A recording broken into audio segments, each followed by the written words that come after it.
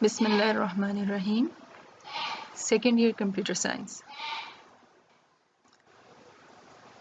Second year chapter 4 start किया हुआ था हमने, डेटा इंटीग्रिटी एंड नॉर्मलाइजेशन। और लास्ट क्लास में हमने दो अहम कॉन्सेप्ट्स पढ़े थे। डेटा इंटीग्रिटी होता है correctness and consistency of data, और नॉर्मलाइजेशन जो होती है it is the process of converting complex data structures into simple and stable data structures. ये दो अहम कॉन्सेप्ट्स हमने लास्ट टाइम कवर किए थे। इसके अलावा हमने फंक्शनल डिपेंडेंस और नॉर्मलाइजेशन से पहले जो कुछ हम डेटा सेट में प्रॉब्लम्स रिमूव करते हैं उनके बारे में भी पढ़ा था। आज हम नॉर्मलाइजेशन के स्टेप्स पढ़ेंगे। ये जो फिगर है ये शो करती है कि नॉर्मलाइजेशन किस तरह हम स्टेप बाय स्टेप परफॉर्म करते हैं। लेफ़्ट साइड पे स्टेजेस हैं नॉर्मलाइजेशन की, जो एक एक हम पहली स्टेज, दूसरी स्टेज, नेक्स्ट स्टेज पे जाते जाते हैं। और राइट साइड पे एक्शंस लिखे हुए हैं कि क्या काम करने से हम नेक्स्ट स्टेज पे जाते हैं। तो एक रिलेशन जो है सबसे पहले हम उसमें से रिपीटिंग ग्रुप्स जब हम रिमूव करते हैं तो फिर हम उसको फर्स्ट नॉर्मल फॉर्म 1NF में कन्वर्ट कर लेते हैं। उसके बाद फिर हम फर्दर उसमें से पार्शियल डिपेंडेंसीज रिमूव करते हैं, करके उसको सेकंड नॉर्मल फॉर्म में कन्वर्ट करते हैं। और फिर फर्दर उसमें से ट्रांजिटिव डिपेंडेंसीज रिमूव करते हैं और थर्ड नॉर्मल फॉर्म में कन्वर्ट करते हैं। और फिर इसके अलावा जो रिमेनिंग एनॉमलीज रह जाती हैं रिजल्टिंग फ्रॉम फंक्शनल डिपेंडेंसीज, उनको रिमूव करते हैं और फर्दर हायर नॉर्मलाइजेशन फॉर्म्स में उसको कन्वर्ट करते हैं। लेकिन आपके कोर्स में 3NF तक शामिल है, 1, 2 एंड 3NF। उससे ऊपर जो फर्दर हायर नॉर्मल फॉर्म्स हैं वो आपके कोर्स में शामिल नहीं है। तो नॉर्मल फॉर्म क्या होती है? It is a state of a relation that can be determined by applying simple rules regarding dependencies or relationship between attributes to that relation। एक रिलेशन पर जब हम कुछ सिंपल रूल्स लगा कर एक स्टेट अचीव कर लेते हैं उसको हम नॉर्मल फॉर्म कहते हैं। वो भी हम डिटेल में सारी फॉर्म्स करेंगे तो आपको बेहतर समझ आ। First of all the first normal form 1NF। 1NF क्या होता है? A relation R is in 1NF or first normal form if and only if all the underlying domains contain atomic values only। उसके जितने भी domains हैं, जितने भी attributes हैं, उनकी atomic values होनी चाहिए domains में। इसका क्या मतलब है कि an attribute must have no repeating groups, और in other words किसी भी attribute की must have one and only one value, repeating groups नहीं होने चाहिए। इस बात से क्या मुराद है से बहुत बेहतर तरीके से समझ पाएंगे। लेट्स से डिपार्टमेंट का टेबल है एक, और ये इसके 4 एट्रीब्यूट्स हैं: department number, department name, employee number and employee name. तो अब ये जो है ये एरर है एम्प्लॉय नंबर और एम्प्लॉय नेम की वजह से। यहाँ पर जो है रिपीटिंग ग्रुप्स क्रिएट हो जाएंगे। हमारे पास ऐसे एट्रीब्यूट्स आ जाएंगे कि जिनकी वैल्यूज़ रिपीट हो रही होंगी। तो दिस इज़ अ प्रॉब्लम, ये नहीं होना चाहिए। और इस मसले को जब हम हल करते हैं तो फिर हमारा रिलेशन जो है वो 1NF में कन्वर्ट हो जाता है। ये देखिए, ये एक छोटी सी एग्जांपल दी है इसी की फर्दर डिपार्टमेंट के। अब इसमें हमने वैल्यूज़ फिल की हैं। लेट्स से एक डिपार्टमेंट है कंप्यूटर साइंस, और बिलफर्ज उसमें 2 एम्प्लॉयज़ हैं, आलिया और हानिया। तो अब आप अगर इसको इमेजिन करें, ये सामने टेबल में आपके सामने बना भी हुआ है। डिपार्टमेंट नंबर 1 कंप्यूटर साइंस और employee number 1 Alia, again department 1 computer और एम्प्लॉय नंबर 2 हानिया। इसी तरह अगर 10 एम्प्लॉयज़ है तो 10 बार डिपार्टमेंट नंबर 1 और कंप्यूटर्स जो है ये रिपीट हो रहा होगा। So these are repeating groups. Department number और डिपार्टमेंट नेम जो है ये रिपीटिंग एट्रीब्यूट्स हैं, इनकी वैल्यूज़ बार बार रिपीट हो रही हैं। ठीक है, तो ये एटॉमिक डोमेन नहीं रही फिर। तो this problem must be solved. ये देखें, आपको इससे नज़र भी आ रहा है कि बहुत सारी स्पेस बिला वजह वेस्ट हो रही है। हमें हर बार ये साथ पूरा सेव करने की ज़रूरत नहीं है। Another example of a repeating group, एक लेट्स से टेबल है मैगज़ीन का। उसमें ये कुछ एट्रीब्यूट्स हैं: magazine code, magazine name, magazine का एड्रेस, मैगज़ीन का telephone number and issue date. अब ये जो इशू डेट है, दिस इज़ ए प्रॉब्लम क्योंकि एक मैगज़ीन है बिलफर्स, लड़कियां अक्सर पढ़ती हैं, ख़वातीन डाइजेस्ट है बिलफर्स। अब हर महीने आता है तो हर महीने की इशू डेट होगी, इशू डेट तो हर महीने चेंज होगी, लेकिन ये बाकी सारी एंट्रीज तो सेम होगी। मैगज़ीन का कोड, नाम, एड्रेस और टेलीफोन नंबर तो वही होगा, तो ये सारे रिपीटिंग ग्रुप्स बन जाएंगे इस वजह से। तो ये इशू डेट का यहाँ होना जो है ये एक प्रॉब्लम है। Another example of relation item, ये उसके एट्रीब्यूट्स लिखे हुए हैं, आइटम का कोड है, उसकी बहुत सारी चीज़ें हैं, stock number, type, weight, colour, item की कितनी क्वांटिटी ऑर्डर की, unit price, order number, customer name, ये सारी चीज़ें भी हैं। और जब हम इस टेबल को अगर फिल करें कुछ वैल्यूज़ तो हमें इसमें काफ़ी सारे रिपीटिंग ग्रुप्स नज़र आएंगे। तो अब हम इनको कैसे 1NF में कन्वर्ट देखते हैं। Converting to 1NF, first step is that the repeating attribute must be removed and placed where it belongs under the entity that it describes. जो भी रिपीटिंग एट्रीब्यूट है उसको वहाँ से हम निकालें उस टेबल में से और उसको उस टेबल में प्लेस करें जहाँ उसे होना चाहिए, उसी एंटिटी में, जो एंटिटी उसको डिस्क्राइब करती है उसी में उसको होना चाहिए। एम्प्लॉय का नंबर और नेम एम्प्लॉय के टेबल में होना चाहिए, डिपार्टमेंट का नंबर, नेम डिपार्टमेंट के टेबल में होना चाहिए। डिपार्टमेंट के नंबर में एम्प्लॉय का नेम नंबर का कोई काम नहीं है, और सिमिलरली एम्प्लॉय के टेबल में डिपार्टमेंट के नेम नंबर का कोई काम नहीं है। जब भी ऐसा होगा तो रिपीटिंग ग्रुप्स क्रिएट होंगे and that is a problem.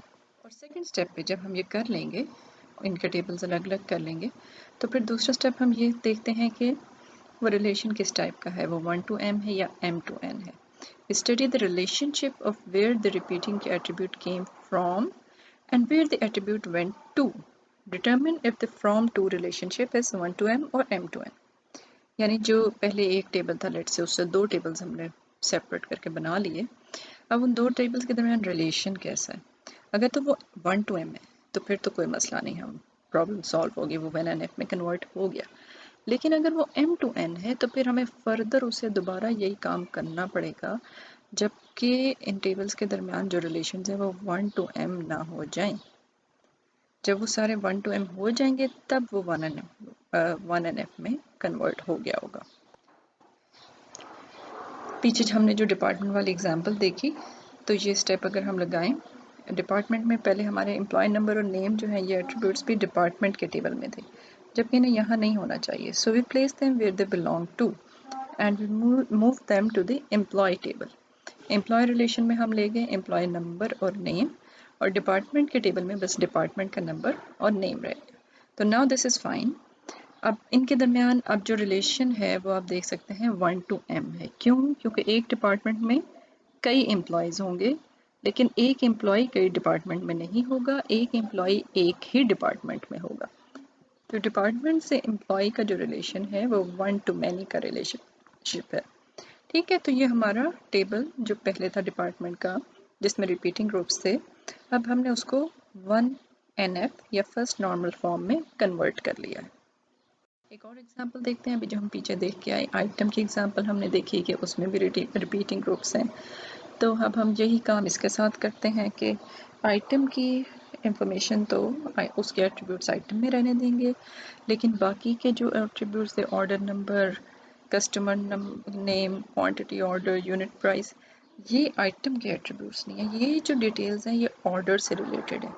एक आइटम है, फॉर एग्जांपल एक कॉपी है, एक सिंपल सा आइटम है, एक नोटबुक। अब ये आइटम कोई ऑर्डर करता है तो जो ऑर्डर से रिलेटेड डिटेल्स हैं वो अलग हैं और आइटम से रिलेटेड अलग है। आइटम का कोड, उसकी नंबर, टाइप, वज़न, कलर वगैरह वगैरह, ये सब आइटम से रिलेटेड इंफॉर्मेशन है, ये आइटम में होनी चाहिए। लेकिन जो ऑर्डर से रिलेटेड इंफॉर्मेशन है कि उसको किसने ऑर्डर किया, कितनी तादाद में ऑर्डर किया, यूनिट प्राइस क्या थी, पर यूनिट उसे क्या पड़ी, ऑर्डर नंबर क्या था, ये सारी डिटेल ऑर्डर से रिलेटेड है। तो इसको हम आइटम से उठाएंगे और ऑर्डर का टेबल बनाएंगे और उसमें ले जाके रख देंगे इन एट्रीब्यूट्स को जो कि ऑर्डर से रिलेटेड है। ठीक है, तो ये इस तरह से दो टेबल्स में ब्रेक हो गया। हमारा पहले जो आइटम का टेबल था, आप देख सकते हैं आइटम और ऑर्डर। पहले ये सारे एट्रीब्यूट्स आइटम में थे, अब उसमें से चार जो कि ऑर्डर से रेलिवेंट थे उनको हमने उठाया और ऑर्डर के टेबल में प्लेस कर दिया। लेकिन अब इस रिलेशनशिप को अगर आप देखें तो it's an M to N relationship, this is a many to many relationship. एक आइटम कई ऑर्डर्स में हो सकता है और इसी तरह एक आइटम के अगेंस्ट कई ऑर्डर्स हो सकते हैं। एक आइटम बहुत से ऑर्डर्स में हो सकता है और एक ऑर्डर में कई आइटम्स, मल्टीपल आइटम्स हो सकते हैं। ठीक है, so this is a many to many relationship. अब M to N रिलेशनशिप में ये प्रॉब्लम आती है कि where to store the intersection data. कुछ ऐसा डेटा है जो इंटरसेक्शन डेटा होता है, जैसे कि इस केस में आप देखें क्वांटिटी ऑर्डर्ड और यूनिट प्राइस। आइटम की कितनी क्वांटिटी ऑर्डर की, जो ऑर्डर नंबर और कस्टमर नेम है ना, ये तो प्योरली ऑर्डर से रेलेवेंट है, लेकिन कितनी तादाद ऑर्डर की, ये आइटम और ऑर्डर के दरमियान की इंफॉर्मेशन। और इसी तरह एक आइटम की उस ऑर्डर में कितनी अमाउंट प्राइस थी, ये भी इन दोनों के दरमियान की इंफॉर्मेशन है। तो ये जो इंटरसेक्शन डेटा है, इसे रखना एक प्रॉब्लम है, इसे हम आइटम में रखें या ऑर्डर में रखें, और इसी वजह से एक्चुअली ये प्रॉब्लम है। और क्या करते हैं फिर हम, एक और टेबल यानी कि हमें बनाने की ज़रूरत है। हमने आइटम और ऑर्डर पहले दो बना लिए थे और अब हमने एक और टेबल बनाया, आइटम ऑर्डर्ड। इनका इंटरमीडिएट टेबल एक बनाया और जो इंटरसेक्शन इंफॉर्मेशन थी वो हमने आइटम ऑर्डर्ड में प्लेस कर ली इस नए टेबल में, क्वांटिटी ऑर्डर्ड और यूनिट प्राइस। और इसके साथ साथ क्योंकि इसको भी किसी तरह आइडेंटिफाई भी करना है, इसकी की भी कोई होनी लाजमी है, तो आइटम की भी की वैल्यू और ऑर्डर की भी की वैल्यू हमने उठा के आइटम ऑर्डर्ड में रख ली उधर सोफे पर। आइटम और ऑर्डर दोनों की जो प्राइमरी की थी वो भी उठा के हमने आइटम ऑर्डर में रख ली। तो अब इनके बीच में एक नया टेबल आ गया जो कि इन दोनों को रिलेट कर रहा है, और इन दोनों की जो इंटरसेक्शन इंफॉर्मेशन है जो दोनों से बिलोंग करती है वो इस टेबल में आ गई। अब जो नए टेबल, अब आप देखें तो ये जो है, हर दो टेबल्स के दरमियान जो रिलेशन है वो वन टू मैनी है, मैनी टू मैनी नहीं रहा। अब तो यहाँ पर अब हम रुक जाएंगे। ये अब जो हमारे टेबल्स हैं, वो जो एक रिलेशन था वो उसके अगेंस्ट तीन रिलेशंस बन गए हैं और अब ये फर्स्ट नॉर्मल फॉर्म में हैं। तो हम तब तक चलते जाएंगे जब तक कि हमारे रिलेशंस फर्स्ट नॉर्मल फॉर्म में कन्वर्ट। तो आज हमने एक तो नॉर्मलाइजेशन के स्टेप्स पढ़े जिसमें हमने देखा कि हम बारी बारी 1NF 2NF 3NF आगे आगे मूव करते जाएंगे। हर एक के लिए कुछ रूल्स हैं जो हम अप्लाई करेंगे तो वो उस नॉर्मल फॉर्म में कन्वर्ट हो जाएगा रिलेशन। और इसके अलावा हमने देखा कि फ़र्स्ट नॉर्मल फॉर्म अभी हमने पढ़ी है। नेक्स्ट लेक्चर में इंशाल्लाह हम सेकंड और थर्ड नॉर्मल फॉर्म्स भी पढ़ेंगे। उससे पहले आप इन चीज़ों को अच्छे तरीके से ज़हन नशीं कर लें। फर्स्ट नॉर्मल फॉर्म कब बनती है, जब हम रिपीटिंग एट्रीब्यूट्स या रिपीटिंग ग्रुप्स जो हैं उनको हटाते हैं, उनको ये नया टेबल बनाते हैं, पहला स्टेप ये करते हैं।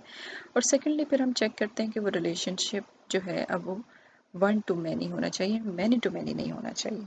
अगर मैनी टू मैनी है तो फिर हम जो इंटरसेक्शन एट्रीब्यूट्स हैं उनके लिए एक और नया टेबल बनाएंगे और फिर से देखेंगे क्या आया अब रिलेशनशिप्स वन टू एम हो गए हैं कि नहीं। जब वो हो जाएंगे तो फिर हमारा जो रिलेशन है वो फर्स्ट नॉर्मल फॉर्म में कन्वर्ट हो चुका होगा और फिर हम नेक्स्ट स्टेप की तरफ जाएंगे, यानी सेकेंड नॉर्मल फॉर्म में कन्वर्ट करना, जो कि हम इंशाल्लाह नेक्स्ट क्लास में देखेंगे। तो ये आपकी बुक से जी हमने आज कवर किया है from page number 37 till page number 40। इसको आप अच्छे तरीके से समझ के और जहन नशीं करके तो फिर नेक्स्ट लेक्चर में तशरीफ़ लाएंगे। Thank you very much for your attention ji.